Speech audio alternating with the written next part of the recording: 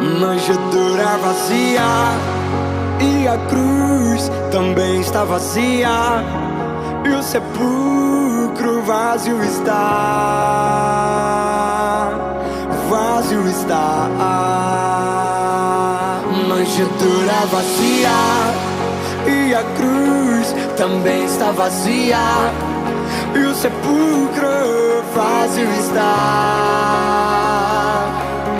vazio está. Mas eu quero com você declarar que o trono ocupado está.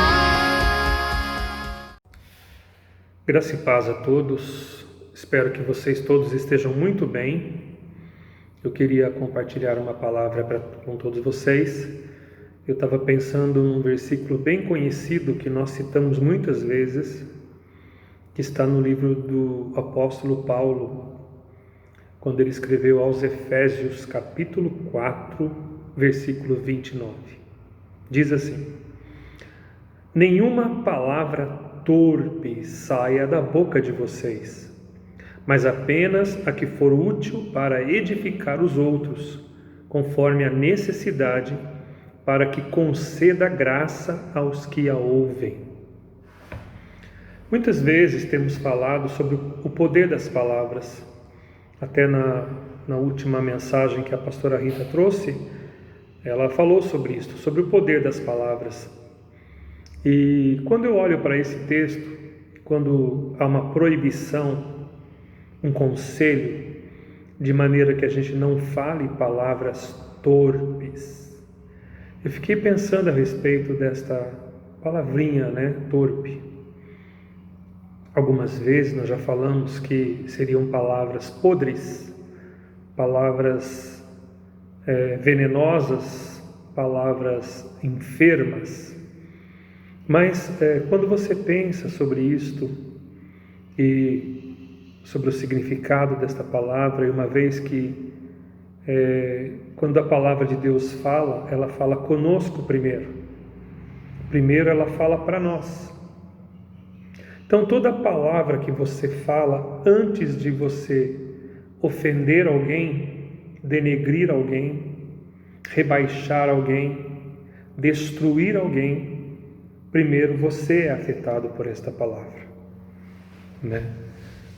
Deus, o Criador, Ele criou todas as coisas e Ele colocou à disposição de toda a humanidade todos os recursos espirituais, naturais, que nós precisamos para vivermos uma vida equilibrada. Nós muitas vezes espiritualizamos todas as coisas e não há necessidade disto. Eu estava pensando, por exemplo, no texto de Mateus, capítulo 6, do versículo 25 em diante, quando naquela palavra muito conhecida, Jesus fala sobre nós confiarmos nele, termos fé nele, porque tudo aquilo que nós precisamos para esta vida, ele já fez. Quando ele diz assim: por que vocês estão inquietos, ansiosos, pensando no que vai comer, no que vai vestir, pensando nessas coisas materiais? Aí ele fala assim: olhe para as aves, olhe para as aves do céu. Elas não plantam, mas contudo o vosso Pai Celestial as alimenta. Por que ele disse isso? Porque na verdade a natureza já está feita, tudo está pronto. Então, Deus não precisa manifestar algo sobrenatural para alimentar aquilo que Ele já criou. O Criador não precisa fazer um milagre daquilo que Ele já fez. Então, os pássaros se alimentam das árvores, das sementes, das flores e daquilo que a natureza colocou à sua disposição. Da mesma forma, quando ele fala sobre os lírios do campo, ele fala que nem Salomão, o homem mais sábio do mundo, conseguiu se vestir tão bem como é a aparência dos lírios do campo. Então veja que ele já fez, quando ele também diz que ninguém, por mais preocupado que esteja, vai conseguir aumentar 1 centímetro na sua altura. Esta palavra, ela mostra bem claro para nós que nós temos que apenas confiar, crer que tudo aquilo que nós precisamos, Deus já fez. Então, voltando lá para o texto, quando ele diz: não saia da sua boca nenhuma palavra torta, contrária, negativa, doentia, certo? Mas apenas palavras que produzam a edificação de si e a edificação de quem ouve. O nosso compromisso é viver segundo a palavra de Deus. Por isso que é importante você conhecer a palavra de Deus.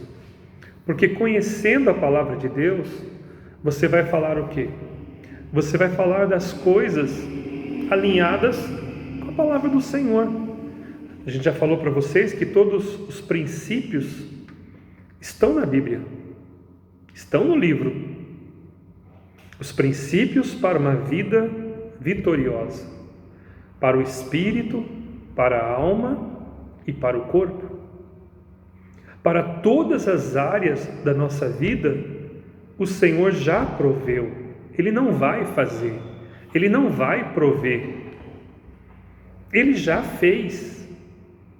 Toda a natureza, tudo aquilo que Ele criou está à disposição. Nós temos acesso a todo tipo de informação, conhecimento, sabedoria, revelação que nós precisamos. É só nós nos alinharmos com a mente de Cristo, com a palavra de Deus, nos alinharmos com os princípios da palavra do Senhor. Pense comigo, quantas palavras no seu dia a dia têm sido faladas que está contaminando você e contaminando quem está à sua volta? Quantas palavras poderiam ser ditas que iriam atrair a manifestação poderosa de Deus para as nossas vidas? Mas, em vez disso, as palavras muitas vezes têm afastado essa manifestação. Palavras de julgamento, de xingamento, de palavrões, palavras de maldição, palavras de inveja, palavras de orgulho, palavras de ódio, palavras de morte. Nós temos que tomar muito cuidado, vigiar a nossa boca. Como o salmista Davi disse: coloca um guarda na minha boca para eu não pecar contra ti, ó Senhor.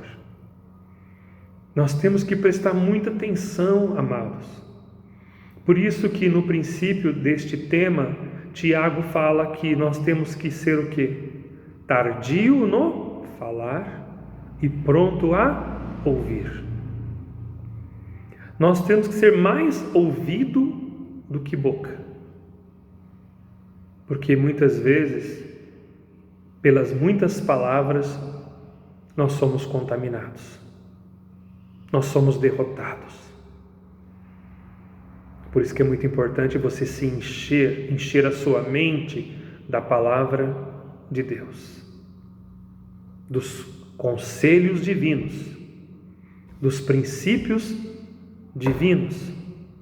Você vai ter mais conteúdo dentro de você para expressar palavras de vida, palavras de saúde, palavras de prosperidade, palavras de cura, palavras de bênção.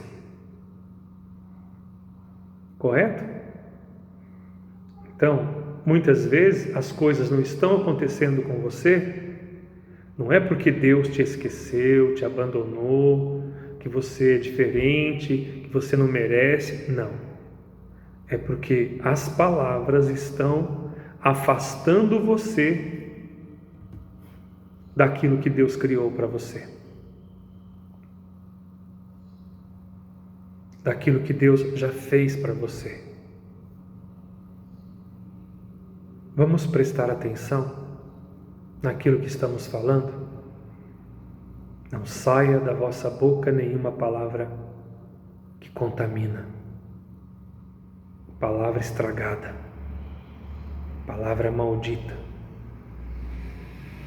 Mas saia da sua boca elogios, palavra de edificação, palavra carinhosa, palavras de amor, palavras de bênção.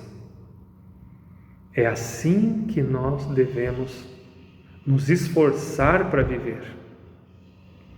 Sabe, irmãos, no contexto do Efésios capítulo 4, ele diz que nós não podemos entristecer o Espírito Santo. Então, o que entristece o Espírito que é santo? Palavras podres, atitudes injustas. Se você olhar para os versículos seguintes, ele diz: livrem-se de toda a amargura, da indignação e da ira. Libertem-se da gritaria, da calúnia. Libertem-se dessas coisas. Entendeu? Libertem-se de todo tipo de maldade. Ele diz: seja bom, pratique o bem, seja compassivo uns para com os outros, perdoem mutuamente, assim como Deus os perdoou em Cristo.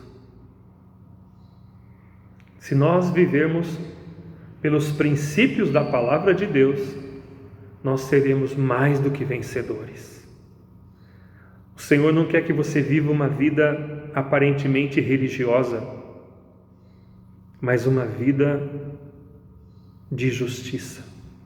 Na verdade, o que é pecado? Pecado é prática da injustiça. Toda vez que você pratica a injustiça, é pecado. Toda vez que você pratica a justiça, é santidade. É bom. Amados, prestem atenção. Não vamos nos deixar levar por todas as preocupações desta vida. Não vale a pena. Eu volto no texto de Mateus capítulo 6. Deus sabe que você precisa de roupa, de comida, de dinheiro para pagar as contas. Agora, Ele já deu para você todos os recursos espirituais, materiais, para que você possa ser o que Ele planejou que você fosse, para que nós possamos ter tudo aquilo que nós precisamos. Lembra dos últimos versículos do capítulo 4 de Filipenses? Que diz que o meu Deus, conforme as suas riquezas, há de suprir toda a nossa necessidade em glória. Vamos viver a palavra do Senhor. Olhe para os exemplos. Todas as vezes que os homens bíblicos, personagens, eles buscaram ao Senhor, eles confiaram no Senhor, Deus manifestou o milagre. Na verdade, o milagre já estava pronto. A atitude das pessoas envolvidas é que trouxe a materialização daquilo que elas precisavam. Olha para Elias, vivendo num tempo de fome, quando ele profetizou que não choveria durante 3 anos e meio, e não choveu. Mas, dentro dessa palavra de profecia, ele participou da fome. E quando não havia mais recursos, Deus deu uma direção diferente para ele. Vai à casa de uma certa viúva e lá te sustentarei. Quando ele chega na casa daquela viúva, a viúva estava morrendo de fome. Como Deus manda alguém pedir ajuda para alguém que está morrendo de fome? Mas o Senhor age assim, porque nossas palavras, nossas atitudes trazem à existência, produzem coisas que não existem. Não existe para nós no visível, mas já existe na dimensão celestial. Já existe na dimensão de Deus. Quando eu me alinho com Deus, então aquilo que eu preciso sai da dimensão do invisível e vem para a dimensão material. Sai do metafísico e vem para o físico. Sai do material e vem para o espírito. Sai do espiritual e vem para o material. Então, quando ele chega na casa da viúva, e a viúva então responde: eu não tenho nada para fazer. Eu tenho apenas um pouco de farinha, um pouco de azeite, vou fazer um bolo para mim, para o meu filho, e vamos morrer. O que Elias disse a ela? Faz para mim primeiro. A chave para a manifestação do metafísico era a obediência daquela mulher. A chave que iria abrir uma dimensão para trazer a manifestação de providência material era aquela mulher, aquela viúva, fazer conforme o profeta falou. Ela estaria entrando em concordância com a palavra dele, a palavra que veio do próprio Criador. Então, quando ela entra e ela faz aquilo que o profeta mandou, ali abre-se uma possibilidade. Abriu-se a possibilidade daquilo que era impossível aos olhos humanos tornar-se possível. Diz o texto sagrado que depois que esta mulher obedece, o que acontece? Enquanto houve fome naquela terra, não faltou farinha e não faltou azeite, não faltou providência para o sustento daquela viúva. Entende? Então veja como Deus é maravilhoso. Veja como Deus faz muito além do que pedimos ou pensamos. Quando você se alinha com o Senhor, a história muda. Quando você se alinha com a palavra de Deus, a realidade muda. Esta realidade que os nossos olhos físicos veem pode ser alterada, pode ser mudada conforme a nossa fé. O que é fé? A gente mistifica as coisas, irmãos. Fé é um fundamento firme, inabalável, um fundamento que dá certo. É a chave. Acreditar é uma chave que abre a porta de todas as possibilidades. Lembra quando Jesus disse que tudo é possível para aquele que crê? Então, nós precisamos acreditar. Nós precisamos acreditar. Deus é maravilhoso. Deus é maravilhoso. O texto que eu citei para vocês, do profeta Elias, está lá no capítulo 17 de 1 Reis. 1 Reis, capítulo 17. Você pode ler lá do versículo 1 até a história toda ali. Entendeu? Mais ou menos ali o versículo 20. Deus é maravilhoso. 1 Reis 17, versículo 1 ao versículo 20. Quando Deus sustenta Elias por um ribeiro e usando uma ave que trazia para ele todos os dias carne e pão. Carne, pão e água. Quando esgotou esse recurso, Deus deu uma direção nova para que novamente se manifestasse um recurso de providência material. Então, para de reclamar, para de murmurar, vigia suas palavras, porque elas podem retardar a manifestação da sua providência, daquilo que você precisa. Confia no Senhor e faça o bem. Habita na terra e seja alimentado. Então não adianta ficar preocupado. Nós temos que viver em obediência aos princípios da palavra, viver em obediência aos princípios da palavra, vigiar aquilo que falamos. Se tiver que falar, fale alinhado com a palavra e com o conselho de Deus, para você ter toda a manifestação de providência para o espírito, para a alma ou para o corpo que nós precisamos. Glória a Deus. Lembra dos Salmos 1?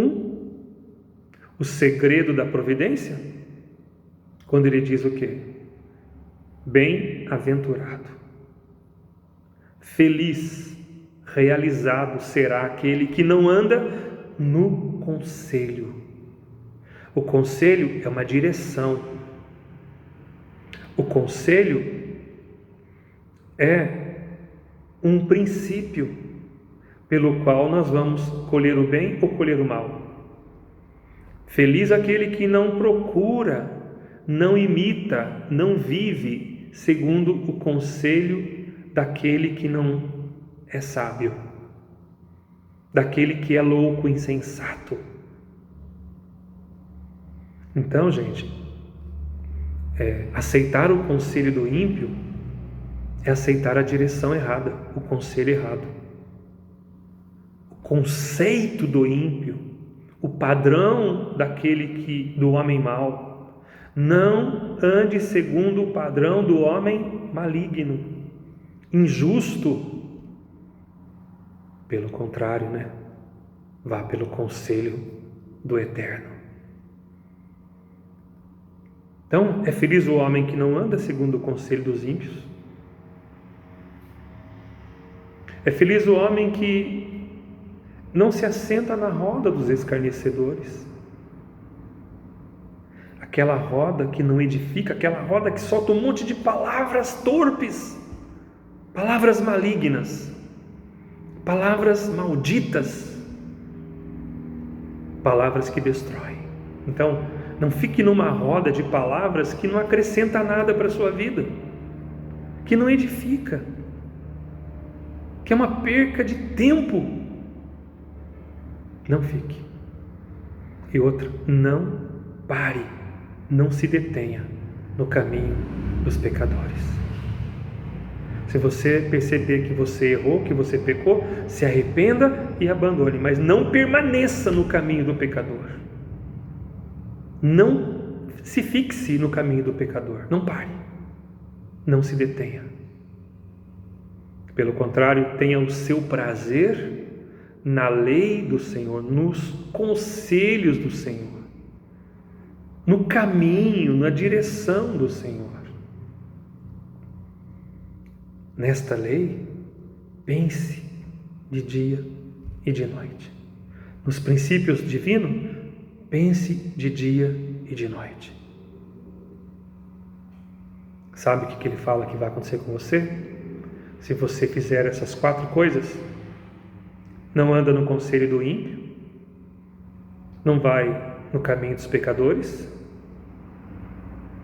não senta na roda dos escarnecedores e medita na palavra de Deus de dia e de noite. Ele diz que você será como uma árvore plantada onde? Ribeiros de água. E o que acontece numa árvore plantada num ribeiro de água? O que acontece numa árvore plantada perto de um rio? Acontece o quê? Essa árvore nunca ficará seca. É uma árvore que sempre vai dar fruto. Ela é próspera. Dá fruto.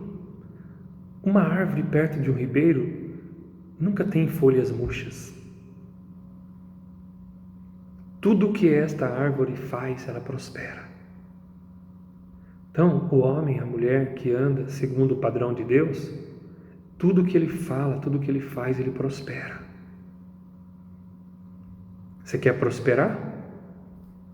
4 conselhos. Sai do conselho do ímpio. Sai da roda dos escarnecedores. Sai do caminho dos pecadores. E medita na palavra de Deus em todo o tempo. No final do Salmo ele diz que os ímpios não são assim. Os homens maus não são assim. O perverso não é assim. Porque o perverso é como a palha que o vento espalha, leva. Ok? Que você possa meditar nesta palavra, que você possa viver esta palavra, que eu também possa viver esta palavra. Que sejamos sábios, que sejamos santos. Você sabe o que significa a palavra santo? Saudável. Espírito saudável. Separado para uma vida diferente. Que Deus abençoe vocês ricamente. Pai, que nesse momento que as pessoas estão escutando esta palavra, elas sejam tocadas pelo seu poder, Pai. Eu oro por todos os membros desta igreja. Eu oro por cada pessoa que está vendo e ouvindo esta palavra agora, Pai. Que o Senhor as toque poderosamente, que o Senhor traga a manifestação daquilo que está oculto, tornando palpável, tornando visível, Pai. Como o Senhor diz ao profeta: clama a mim, se alinha a mim, e responder-te-ei, e anunciar-te-ei coisas grandes e ocultas que não sabes. Aquilo que nós não sabemos hoje, Pai, nós nos alinhamos a Ti para saber. Aquilo que nós não vemos hoje, nós nos submetemos aos Teus princípios, à Tua palavra, para vermos, Pai. Ó Deus poderoso, muda nossa mente, Pai, purifica nossa mente, limpa-nos de toda a contaminação deste mundo, Pai. Nos perdoa por muitas vezes nos alinharmos aos homens maus, nos alinharmos aos conselhos maus, Pai. Perdoa-nos por muitas vezes falarmos palavras destrutivas, palavras malignas, Pai. Tem misericórdia, nos perdoa. E que o Senhor renove a nossa fé, de maneira que confiemos no Senhor, para vivermos toda a providência espiritual, emocional, material, familiar, em todas as áreas para as nossas vidas, Pai. É o que eu te peço, em nome do soberano Jesus, o nosso Mestre, o nosso Rei, o nosso Salvador, o nosso intercessor, o nosso amigo, o nosso Deus. Obrigado, Pai. Amém. Que você seja ricamente abençoado com esta palavra, que esta palavra transforme o teu coração, transforme a sua vida, no nome de Yeshua. Glória a Deus. Fica na paz e até a próxima.